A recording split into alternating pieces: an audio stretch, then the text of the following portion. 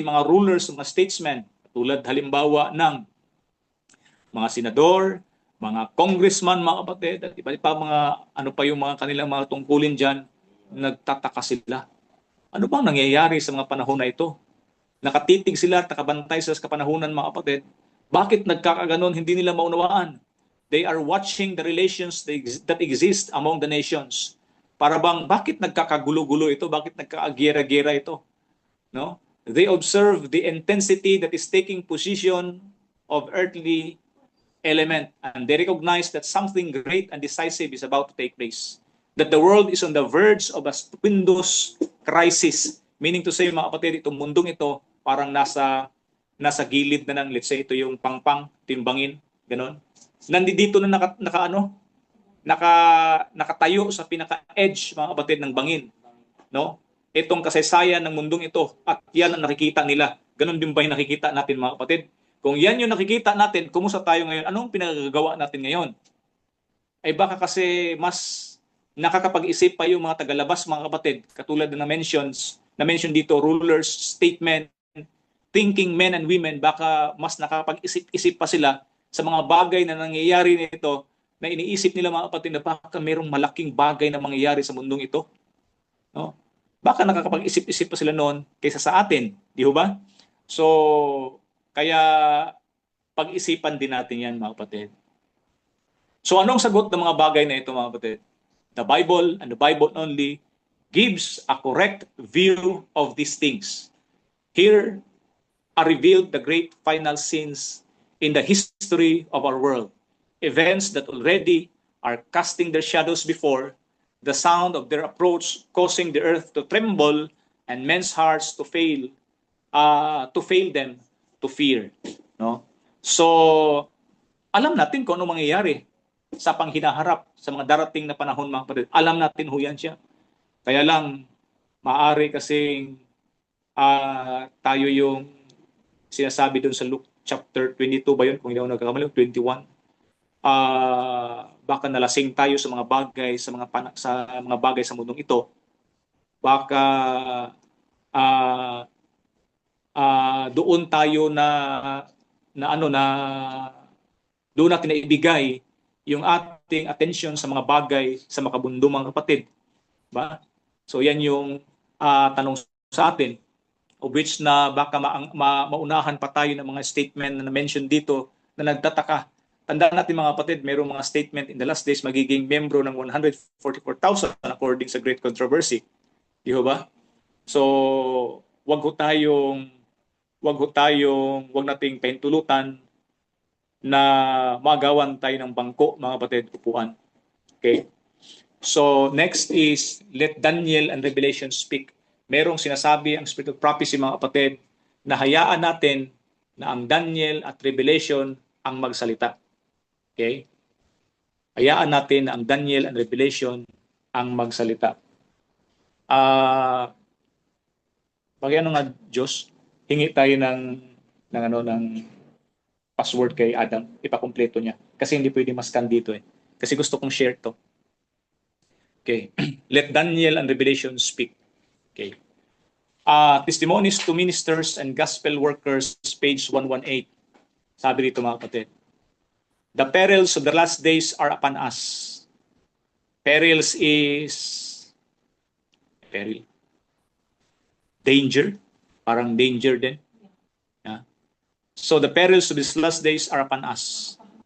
Mga sa Bisaya is katalagman sa Bisaya. Okay, katalagman. Sa Tagalog yan is kapahamakan. Ano ba yun? Tama ba? And in our work, we are to warn the people of the danger they are in. Bigyan natin ng babala yung mga tao dahil sila ay nasa kapahamakan. Napapahamak sila, mga kapatid. Or baka tayo ang dapat bigyan ng warning, mga kapatid. Tayo ba ang dapat bigyan ng warning or tayo magbibigay ng warning sa kanila? Mag-isip-isip tayo, mga kapatid. Okay?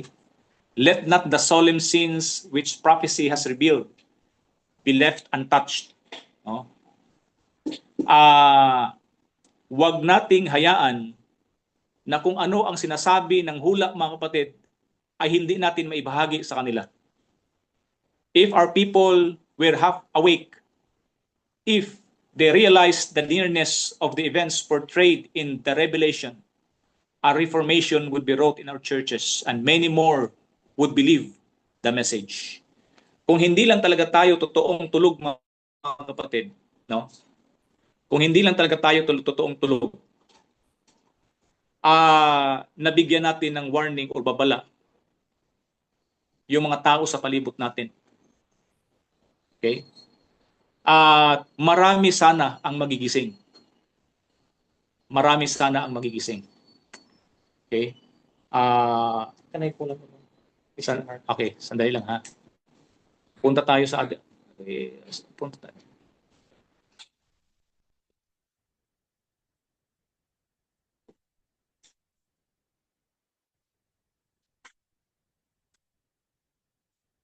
Alam mo lang kapatid ha, kasi gusto kong i-share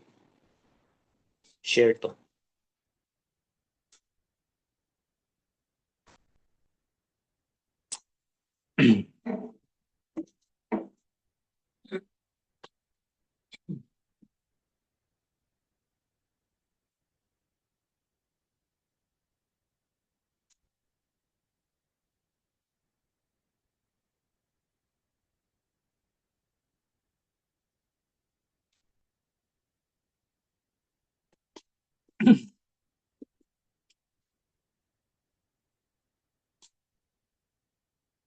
Ay, naka-hide.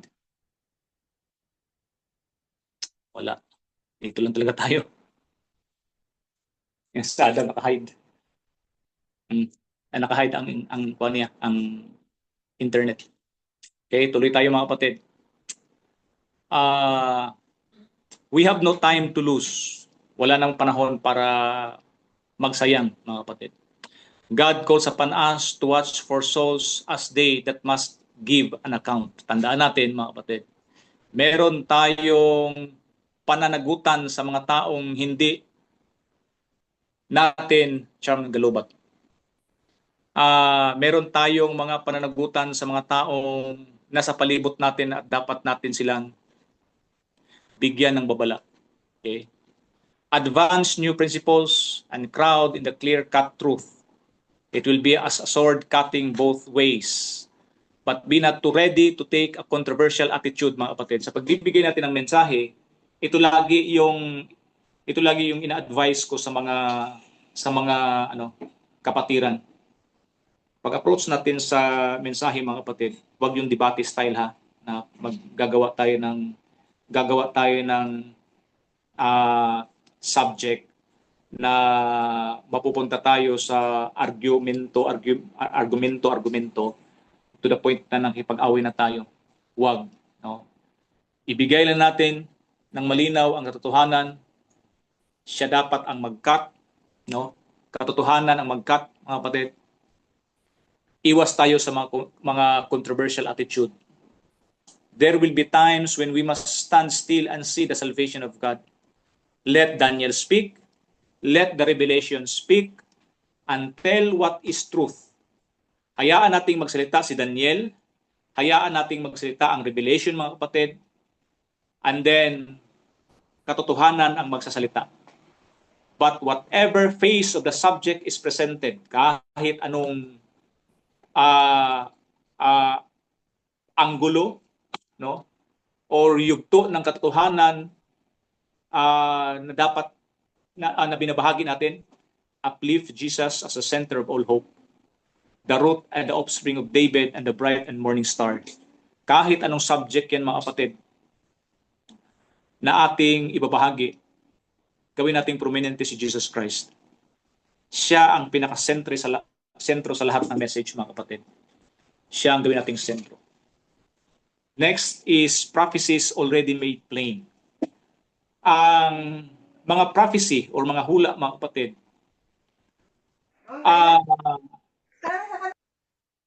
hindi na dapat na gumawa pa tayo ng sarili nating exposition, no? Kasi lahat is plain na according dito, mga kapatid, sa babasahin natin. Lahat is plain na. Maraming mga tao ang nahihilig sa yung pag-aaral sa prophecy, no? Ay, sandali lang mga kapatid, ha?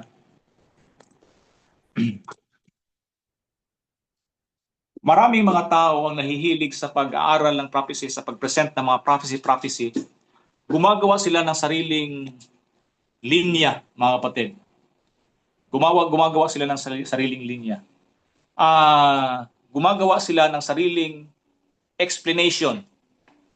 To the point na napapalayo sila sa kung ano ang present truth, no?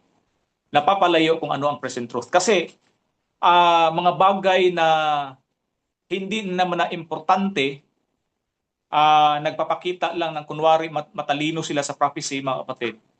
Doon sila nagdidwell, no? According sa prophecy, sa quotation, Manuscripts 32A 1896, ganito sinasabi. The Lord wants all to understand His providential dealings now, just now, in the time in which we live.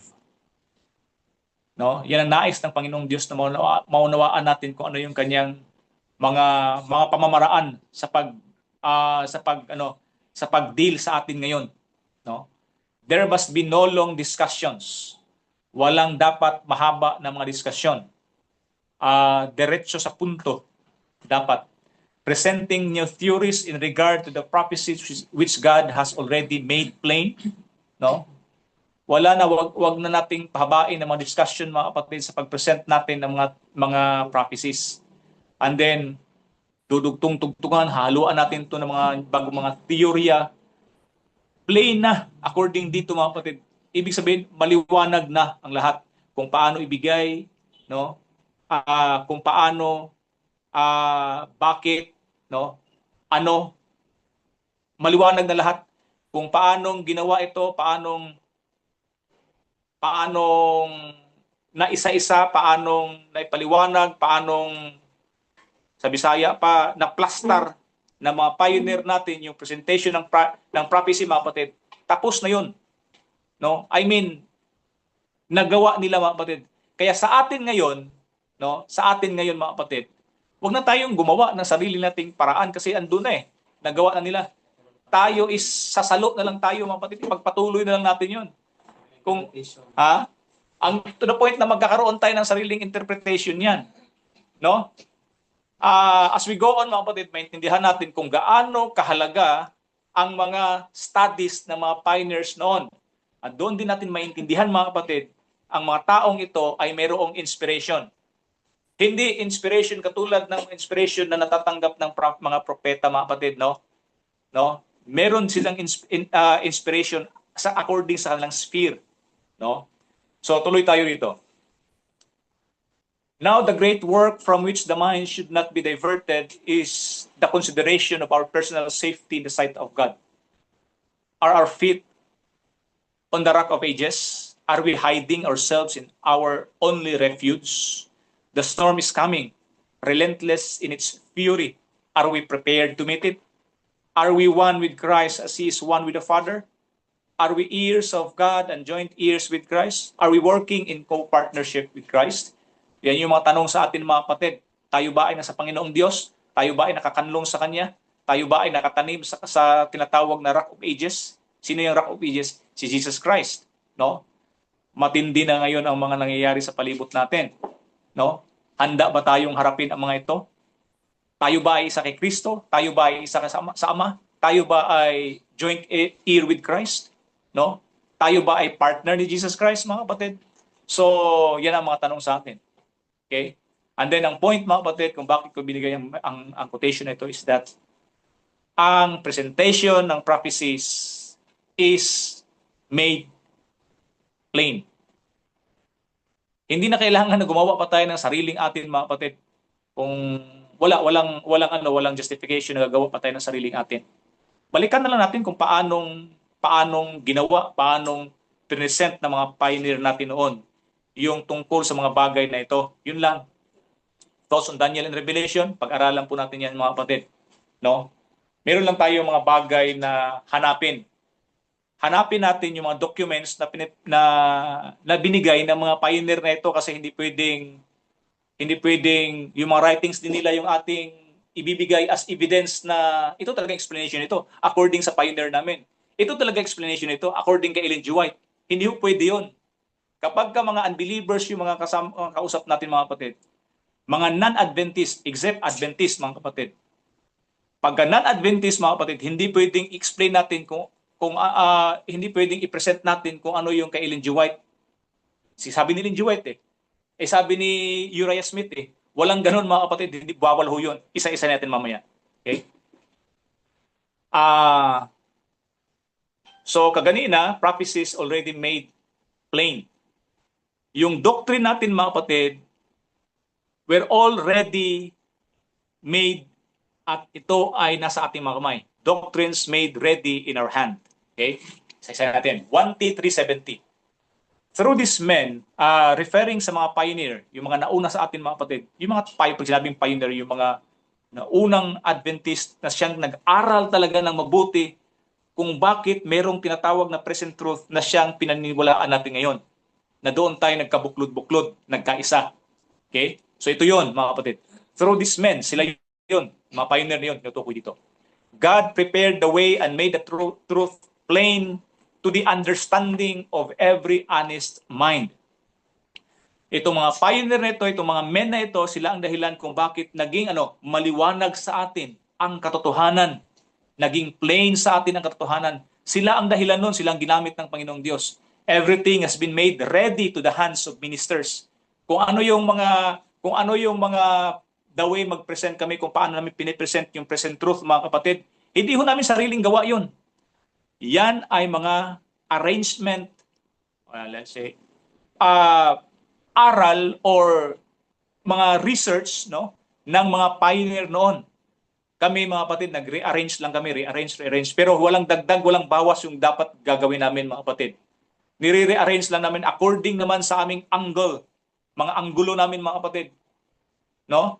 So ganun lang yung ginagawa namin pero walang something na bago. Kung meron mang new light mga kapatid, it should be in accordance or in agreement sa kung anong established faith of the body. Yan. So kung merong new light, kasi hindi ho natin, actually ang light is progressive, meron talagang new light, pero itong new light na ito hindi dapat mag-clash doon sa established faith of the body. Ganun po yun mga kapatid. No? Sense na ngayon lang natin naintindihan. Yeah, oo. New light in the sense na ngayon lang natin naintindihan. Pero old truth, no? Actually, pinaliwanag ni Ellen G. White ng Spirit of Prophecy yan Kung meron mang new light, mga kapatid, new light, it is an old truth in a new framework. Bakit new? Kasi ngayon lang natin naintindihan. Pero actually, noon pa yan. Wala akong sinulat yung bago. Wala akong sinulat na ba? Ni Peter. Sa Jan. Yeah. Ay, Jan pala. So, wala akong sinulat sa inyong bago, mga kapatid. So, yung sa atin is present truth na nire-remind na inaano lang, binabalik-balik lang sa atin, mga kapatid. In new truth in a new framework. Still, old truth yan, mga kapatid. So, walang something na bago. Wag na ho tayong mag-adventure. Wag na ho na tayong para bang mag-adventure, mga kapatid. Kumbaga kuya doon, kaya bago sa atin kasi ngayon lang natin ngayon lang natin nalaman kaya bago mga kapatid. Pero actually old truth 'yan. Diba, sapa? Hindi ka sapa. Kaya pag sinabing new truth 'yan mga kapatid, tandaan natin, dapat hindi yan nag-clash sa established faith of the body. Ganun yan siya. Okay? So nagkaano pa rin 'yan, nagka unawaan pa rin 'yan. Kumbaga na-modify lang yung lumang pag-aaral. Yeah, na-modify lang. So next na quotation mga kapatid is 1 Tito 3:8. Sabi rito. Tingnan nyo pakinggan niyo. It is now easy. Madali na lang compared with what it once was. Compared noon sa panahonan ng ating mga pioneer mga kapatid, no? Madali na lang ang alin to preach the third angel's message. Ang pagbibigay mensahe sa third angel's message mga kapatid, madali na lang para sa atin. Bakit? Kasi inayos na yan inarrange na yan, ni-research na yan ng mga pioneer natin noon, ginawa na yan siyang established na truth, tinawag na present truth. Bakit gagawa ka pa ng sarili mong doktrina, bagong doktrina? Di ho ba?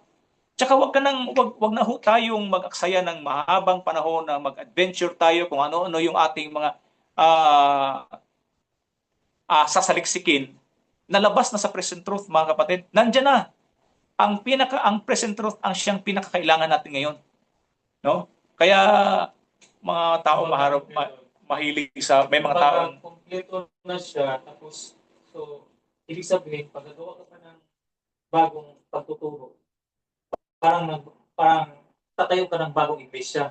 nagtatayo ka ng sarili mong pananampalataya. Nagtatayo ka ng sarili mong iglesia, ganon. Ang pagkakaintindi kasi sa iba ko yun doon, yung New truth, nililiteral nila.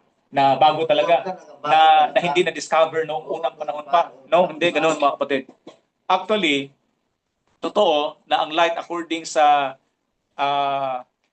education ba yan siya? Book of Education or Testimonies 550? Na totoo na yung accumulation ng light sa atin ngayon mga kapatid, grabe yung na-accumulate natin na light. Pero yung mga light na yun mga kapatid, na practice sa ganitong generation, and then itong light naman na itong iba is na practice sa ganitong generation, meaning truth na yan noon pa. Bago lang sa ating pangunawa ngayon, nandyan yan siya. Pero kung yung sasabihin natin na truth tapos iba ito, hindi ito yung na nag-contradict sa established faith of the body, iba yun siya. No? Mali yan. Kaya nagkakaroon ng controversial. Kaya nagkakaroon ng away-away, kaguluhan. Argumento kasi hindi siya established. Sumasalungat sa established faith of the body. Okay. So ngayon tuloy tayo mga kapatid. Those who now engage in this work and teach the truth to others have things made ready at their hand. Tayo na nagbibigay ng mensahe ngayon, sabi rito mga kapatid, nagtuturo ng katotohanan ngayon, no? Ay kumbaga ready na ang lahat na sa mga kamay na natin. Kumbaga, inano tayo, nakapagluto na sila mga kapatid. Una na lang isubo. Yeah, nakapagluto na sila. Ang gagawin natin, ihain na lang natin yung mga niluto nila. Parang ganun mga kapatid. Naluto na lahat ng katotohanan. Huwag niyo ako i-misunderstood sa term na naluto ha. Meaning to say mga kapatid, nakapag-research na sila, ni-research na nila yan, ginawa na yan siyang, in-establish na yan siya as fundamental faith natin. Nahanay na. Paano ba ito sa Tagalogin? Nahanay. Prepare. Naayos na. Kumbaga, ginawa na 1, 2, 3 na mga kapatid. 1, 2, 3, 4. Ha? Nalinaw na. Basta Nabalangkas na. Ano? Kaya doon, nabalangkas na nila. Nabalangkas na? Ibalangkas na ba? Ganun ba yon? Opo. Nabalangkas? Dili, nabalangkas na nabalangkas. Pero parang may something pa rin talaga na fit na salita. So yun mga kapatid, anyway, naunawaan natin. Na-fix na siya. Huwag na ho tayong gumawa ng sarili natin. Okay? Kasi naayos na nila lahat yan mga kapatid. Those who are now engaged in this work and teach the truth to others have things made ready at their hand. They cannot experience such privations as laborers in present truth have endured before them. The truth is for them. Arguments are all prepared, mga kapatid. Sabi rito, arguments are all prepared. Ang gagawin na lang po natin, review. Review tayo sa mga writings ng mga pioneer na nagpe-present ng doctrinal na mga presentation. Okay? And then, nagbabasa tayo mga kapatid kung ano ang mga commentaries na Ellen G. White tungkol sa mga teksto na ito. Yun na lang gagawin natin mga kapatid. Nagre-review na lang tayo para ma-remind tayo, ma-inline tayo sa kung ano ang faith ng tunay na Seventh-day Adventist. All are prepared, mga kapatid. Ready at their hand. How things made ready at their hand. Yan yung maganda sa atin, di ba? Napaka-easy na lang para sa atin, pero sila noon matindi yung kanilang pagpupuyat, nagkagutom-gutom, no? Para lang maayos ang lahat ng mga ito. Okay? Okay. Ngayon, sa pag-present natin sa mga katotohanan na ito mga kapatid, particularly itong truth na na-mention natin, Daniel and Revelation, mga prophecies mga kapatid, since dyan naka-focus yung study natin sa gabing ito. Anong oras na ba? Ah, katulad ng mention ko kanina, pwede ba natin gamitin yung mga writings ni Ellen G. White as proof sa faith natin? Hindi ang sagot diyan. Nasa 3SM page 30 yan, no? Ang nasulat ko ito sa letter 11, 1894. Ganito pagkasabi mga kapatid. In public labor, do not make prominent, okay? Tanda natin ha? Do not make prominent and quote that which Sister White has written as authority to sustain your positions. Usap tayo, doktrina, pagkatapos sabihin, ito sabi ng propeta namin, ito sabi ni Ellen G. White, ito sabi ng Spirit of Prophecy. Meron akong narinig noon, mga kapatid, na worker noon, mga pioneer ng Present Truth noon dito sa Pilipinas. Galing Amerika, nagpunta rito. Hindi sa paninira, mga kapatid. Pero, ngayon ko lang na-realize, sabi niya noon, pag nag-present daw siya ng 2,300 days, kung paano niyang, ano ang evidence or ang proof na gagamitin niya na ang 2,300 days ay nagsimula noong 457 BC, gagamitin niya raw yung Great Controversy. Pag yung tao daw hindi maniwala sa Great Controversy, i-explain niya raw kung bakit propeta si Ellen G. White. Dinadivert na sa ibang usapan, mga kapatid. Of which, ang sabi ng Bible, huwag mag-quote sa kung ano ang sinulat ni Ellen G. White as authority to sustain your position, sabi dyan. Sabi ng Spirit of Prophecy, mga kapatid.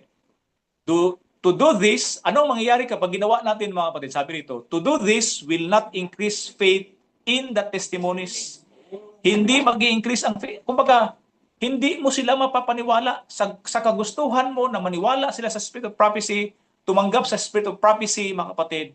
Hindi na tuloy sila makakatanggap niyan. Na-prejudice ka agad. Bring your evidences. Saan? Clear and plain from the Word of God. Doon tayo, mga kapatid, biblical.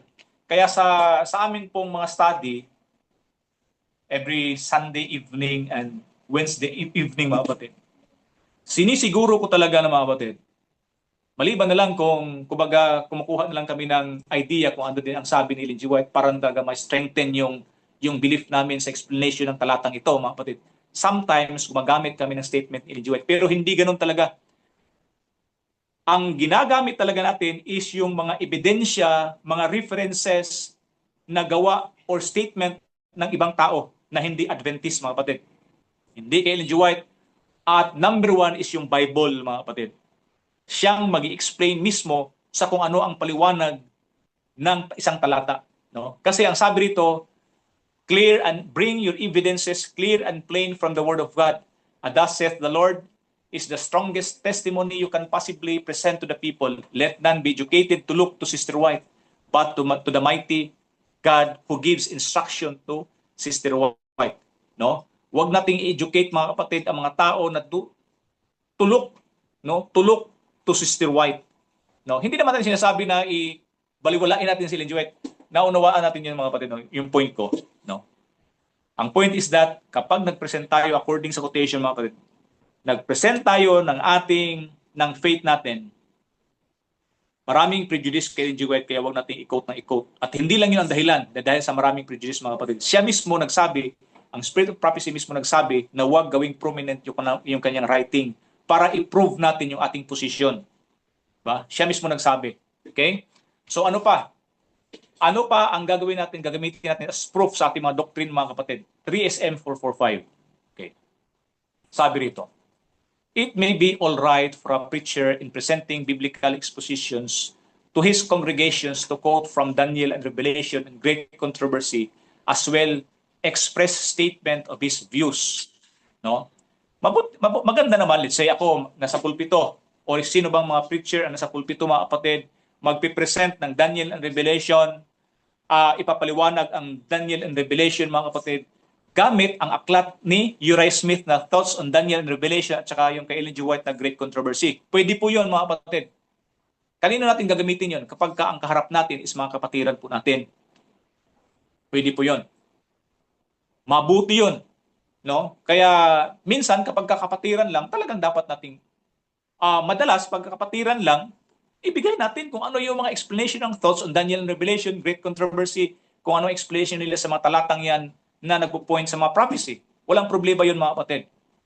But it could hardly be wise for him to quote from them as authoritative histories to prove his points. Pero kung gagamitin natin siya as proof sa mga point, no, na ini-explain natin when it comes to prophecy, hindi po yun siya wise, mga kapatid. Hindi yun magandang paraan.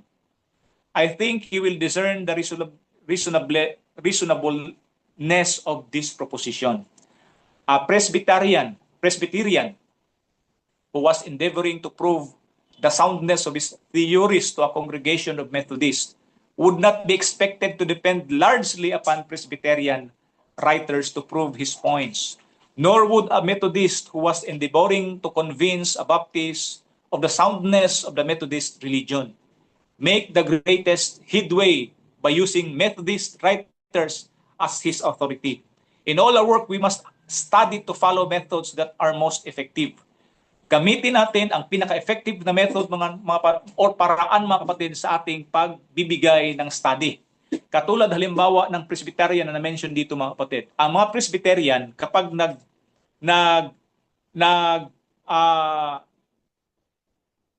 sa mga argumento o sa mga presentation nila, mga kapatid, para luwabas na sound yung kanilang mga reasons, no? Hindi ho sila nagko-quote ng mga writings or mga theory or thinking ng mga kapwa Presbyterian nila sa kaharap nila na Methodist. Ganun din po yung mga Methodist, kapag nag-present sila ng mga presentation na kailangan ng mga documents, mga kapatid, or added na mga paliwanag, mga kapatid, hindi maganda, hindi ginagawa ng mga Methodist na i-quote din nila yung kapwa Methodist nila. Hindi po ganun, hindi po magandang yun. Hindi po yun siya sound na paraan para ma-prove mo yung theory. No? Hindi po pwede yun. Maaari po nating isalaysay kung ano yung, let's say, sa Spirit of Prophecy, mga kapatid, kung paano binigkas, in-express ng Spirit of Prophecy sa pagpapaliwanag niya sa Daniel 7 verse 11. Walang problema yun, i-express lang natin, pero huwag natin sabihin na ito sulat ni Ellen G. White. O kaya ipaliwanag natin ang Daniel 8:14 sa pamamagitan ng kung ano yung expression, paano in-express, kung paano inayos, binigkas ni Uriah Smith, mga kapatid, yung Daniel 8:14. Walang problema yun, pero huwag natin sabihin na ito ang sabi ni Uriah Smith. Hindi po pwede yun, mga kapatid. The way kung paano nila express o kung paano nila sinabi. Kung nakita natin mas maliwanag, mas maganda yung kanilang paraan ng pag-express, mga kapatid, mas mauunawaan ng mga tao, gawin natin yon. Pero wag natin gamitin yung pangalan nila, no? So gawin natin, kuha tayo ng mga documents ng mga kasamahan natin, pagkatapos ito, sabi ng kasama ko, ganito yung explanation niya, no? Hindi po pwede yun, mga kapatid. Lalong-lalo na, sabi ni Ellen G. White din, wag yung Spirit of Prophecy. Okay? Wag yung Spirit of Prophecy. Next tayo. When it comes to the matter of writing out expositions of doctrine or of prophecy, still greater care must be taken by the writer than by the preacher to select those authorities which will be accepted as authorities by the critical and studious reader. Meaning to say, mga kapatid, especially sa mga writer, no? Mga writer, let's say, gagawa ka ng book, or let's say, gagawa ka ng video, sa panahon ngayon, video, or podcast, mga kapatid, or audio presentation sa doctrine natin, mga kapatid. Huwag po nating gamitin yung mga hindi katanggap-tanggap as authority para sa mga hearer natin o listener, mga kapatid. Huwag. Hindi po pwede yun. Pag sa public. Pero kung, let's say, mga kapatid, ito, Sabbath, mga kapatid, gumawa kami ng tracts dito tungkol sa Sabbath. Meron kaming nakita, mga kapatid, kung paanong ipinaliwanag ni Albert Barnes yung Mark 2:27 and 28, mga kapatid, yung Lord of the Sabbath, or yung Sabbath. Ano ang benefit ng sangkatauhan sa Sabbath, mga kapatid? Ang ganda ng explanation ni Albert Barnes. Pero hindi siya sabalista, mga kapatid. Commentator siya, mga pa siguro sa mga 1800s pa siguro itong taong ito. ang ganda ng paliwanag niya sa Sabat, kung anong pakinabang physically, spiritually ng Sabat sa tao, mga kapatid. Yun ang nilagay namin. Pero kung ilalagay namin yung Ellen G. White, mga kapatid, talagang hindi yung mga prejudice na kay Ellen G. White, talagang tatapon agad yung tracks natin, mga kapatid. Ganun po yun. Tignan natin, kuko tayo sa mga taong neutral, yun yung gagamitin natin sa evidence na hindi naman nag-contradict sa faith natin. Yun siya. Kasi katanggap-tanggap sa kanila yon. Kasi hindi yan bias ang dating. Hindi po yan hindi bias ang dating yan. Okay? So, move tayo.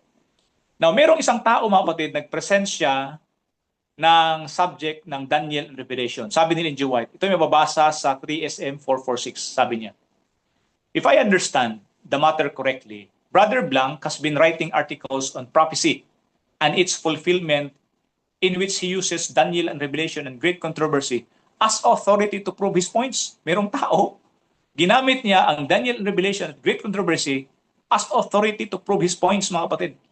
No? Ibig sabihin ba na para mapatunayan niya tama talaga yung sinasabi niya, para mapatunayan sa mga tao, ginamit niya yung thoughts on Daniel and Revelation sa great controversy para ma-prove niya lang. This I should, sabi ni Ellen G. White dito, mga kapatid, to be a very poor policy. Napaka-pobreng paraan. No?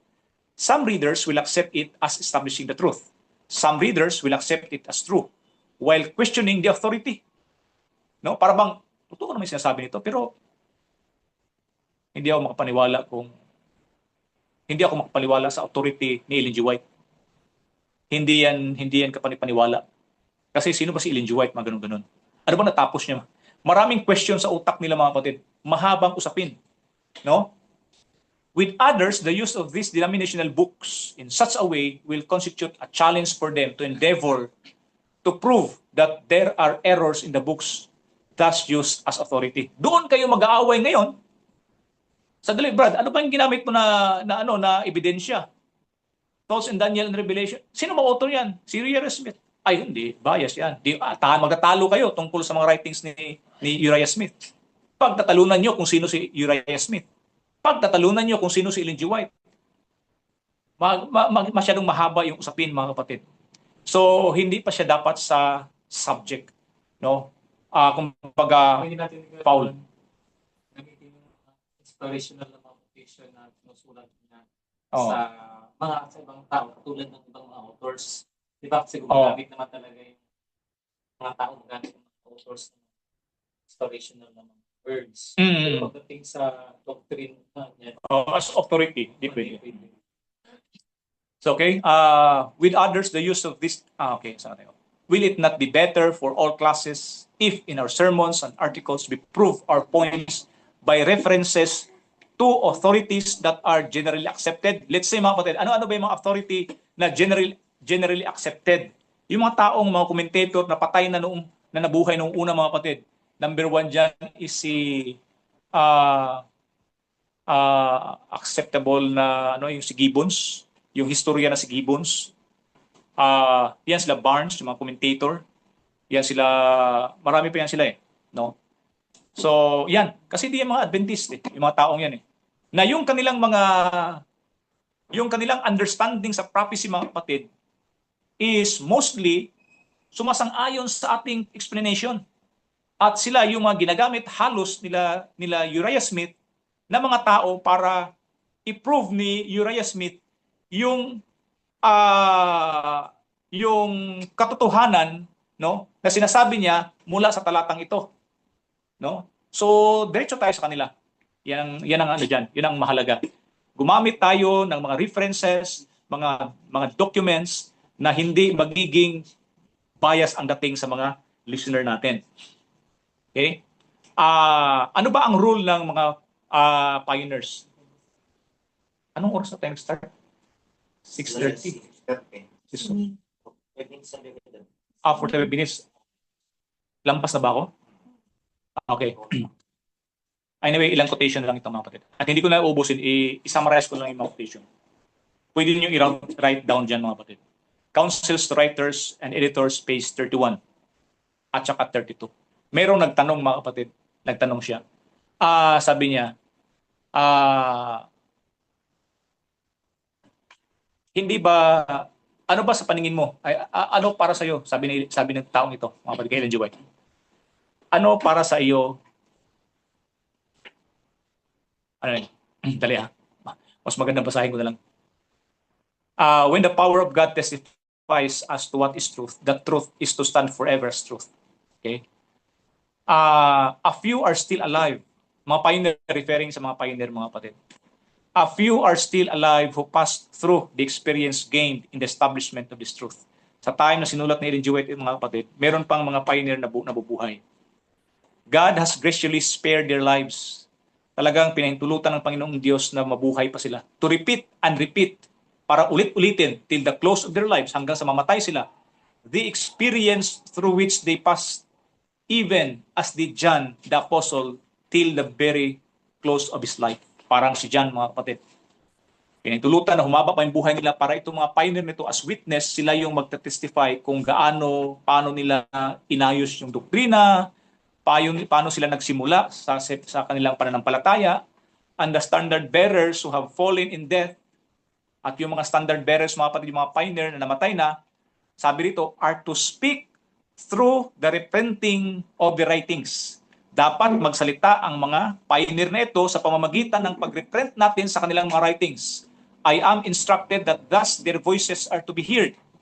They are to bear their testimony as to what constitute the truth for this time. Meaning to say, mga kapatid, merong mga, hindi lahat, merong mga writings ang mga pioneer, mga kapatid, kung paano nila in-explain ito, ganyan. Pwede, mas maganda sabi rito, i-reprint yun siya. At hayaan natin silang magsalita. Pakinggan natin sila. Kahit patay na sila, pakinggan natin sila sa pamamagitan ng mga aklat na sinulat nila. I-reprint yun siya. Sabi rito, mga kapatid. So dito makita natin kung gaano kahalaga yung mga trabaho ng mga pioneer natin. How about naman inspiration nila, mga kapatid? May nagtanong kay Ellen G. White sa Review and Herald, March 25, 1890. Sabi rito, do you think that these men who have brought out the truth in the past were inspired of God? Bakit itong mga taong ito, iniisip mo ba na sila ay mga inspired ng Diyos? Sabi ni Ellen G. White, sila ay pinangunahan ng Diyos. No? Dinala sila ng Panginoong Diyos ni Kristo sa katotohanan. Pero kung sasabihin mo, inspiration katulad ng propeta, hindi siya inspired katulad ng propeta. No? Mababasa yan sa Review and Herald, March 25. Okay? Hindi siya inspired katulad ng propeta. Okay? Pero siya ay pinangunahan ng Panginoong Diyos sa panahon na na siya ay dinala ng ni Kristo sa katotohanan. Meaning to say, ganun kahalaga ang study, research, mga writings ng mga pioneer na ito, mga kapatid. No? Kasi pinangunahan sila ng Panginoong Diyos eh. Pero kung sasabihin natin, inspiration katulad ng inspiration ng Diyos sa isang propeta, hindi po. Kumbaga, yung inspiration ng mga pioneer andi dito, yung ang sa mga propeta, ganun kataas. Pero ginamit itong mga ito. Diba? Minsan, mga kapatid, tayo, kapag nagbibigay tayo ng study, pini-inspire din naman tayo ng Panginoon. Kapag nagbibigay tayo ng Bible study or nagsishare tayo sa kapwa natin, ini-inspire tayo ng Panginoong Diyos niyan. Iba yung inspiration ng propeta, iba yung inspiration sa atin, iba yung inspiration ng mga pioneer, mga kapatid. No? Yan ang nakita natin na point diyan. Okay? So pero ito, mga kapatid, ito mga pioneer na ito, kapag sila naman ay, let's say, gumawa sila ng para bang si Uriah Smith, mga kapatid. Si Uriah Smith gumawa siya ng Thoughts on Daniel and Revelation. Pero dumating yung time na si Ellen G. White, natapos na tayo, no? Ito na yung pangwakas ko. Dumating yung time na si Ellen G. White, ni-rebuke niya si Uriah Smith dahil ni-reject nila ang righteousness by faith na present ni Jones at saka ni Wagoner. Hindi tinanggap ni Uriah Smith, mga kapatid. Pero ni-recommend ni Ellen G. White yung kanyang book. See? Kasi ang tao meron talagang minsan nagkakamali talaga. Si Jones, si Wagoner, mga kapatid, di ba kinampihan ni Ellen G. White yun kasi lang ginamit ng Panginoong Diyos na i-present yung righteousness by faith. Pero anong nangyari sa kanila, mga kapatid? Naging atheist yung dalawa. namatay na wala sa pananampalataya, si Jones tsaka Wagner. See, itong mga taong ito, pinangunahan ng Panginoong Diyos noon para maunawaan natin ang truth. Pero kung yung tao na ginamit noon is nag-apostasy sa Panginoong Diyos, mga kapatid, doon siya magiging masama. Pero yung truth na kanyang iniwan, mga kapatid, nung siya ay faithful pa, still truth yun siya. At huwag nating i-reject. So, meaning to say, mga kapatid, ganoon kahalaga ang mga writings ng mga pioneer natin. Hindi din natin sinasabi na yun ay, yung lahat ng writings nila, mga kapatid, is inspired. Kaya, iilan lang doon, mga kapatid. In fact, meron pang mga time na iba yung, merong nahalong turo si Wagner na ganito, no? Pero ang point doon is kung paano niyang pinaliwanag yung kabuuan ng truth, mga kapatid, no? So, sila, no, yung mga pioneer ng Seventh-day Adventist, lahat, ulitin natin, balikan natin, as pangwakas. Sila ang naglatag sa katotohanan na i-enjoy natin ngayon. Okay? Lahat ng katotohanan, plastado na. Okay? Lahat ng kung paanong i-explain ang sure word of prophecy is maliwanag na. Kaya, para hindi tayo mapalayo, mga kapatid, sa mga presentation natin, balikan natin sila. Para sa lahat ng panahon, ma-inline tayo sa principle ng Adventism. Ulitin ko, para sa lahat ng panahon, mga kapatid, inline tayo sa principle ng Adventism. At yung sinasabi natin na binalikan lang namin yung original na doctrine. Hindi po kami lumabas sa Seventh-day Adventist, binalikan lang namin yung original na doctrine. Eh di, patunayan natin yun, mga kapatid. Kung ano ang stand ng original na Seventh-day Adventist, yun yung pag-aralan natin kung paanong ipaliwanag ang mga ito, mga kapatid, kung paano sila nag-present, no? Kung ano ang pinresent nila, mga kapatid, sa mga tao, dahilan kung bakit maraming mga kaluluwang nagsipasukan, yun yung gawin natin. No? So, God bless sa lahat at happy Sabbath.